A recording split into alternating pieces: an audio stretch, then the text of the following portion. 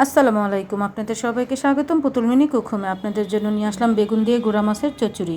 একটা কড়াইয়ের মধ্যে আমি বেগুন কুচি কুচি করে কেটে নিয়েছি, আলু দিয়েছি, তার সাথে আমি এখন টমেটো দিয়ে দিব, বেশ খানিক কাঁচামরিচ দিয়ে দিব, তার সাথে দিয়ে দিব পেঁয়াজ কুচি দিয়ে এখন আমি মশলাগুলো এক এক করে দিয়ে দিব। এখানে স্বাদ মতন লবণ দিয়ে দিলাম, তার সাথে হলুদের গুঁড়া দিব 1 টেবিল চামচ দিয়ে একটু বেশি, তার সাথে মরিচের গুঁড়া দিব 1.5 টেবিল চামচ দিয়ে আদা রসুন বাটা দিয়ে দিব আমি 1 টেবিল চামচের মতন দিয়ে ভালো করে কচলিয়ে নিব, মানে ভালো করে মেখে নিব মাছটা।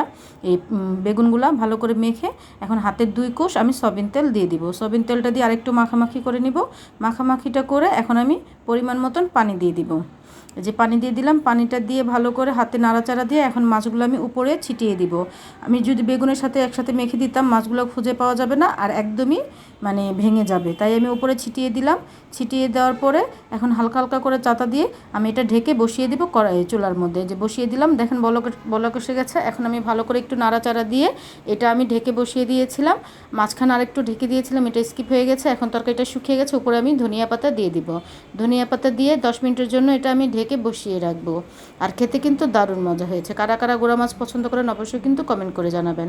আমি ঝোলটা একদম শুকিয়ে ফেলেছি, এখন কিন্তু নামিয়ে ফেলবো। আল্লাহ হাফেজ।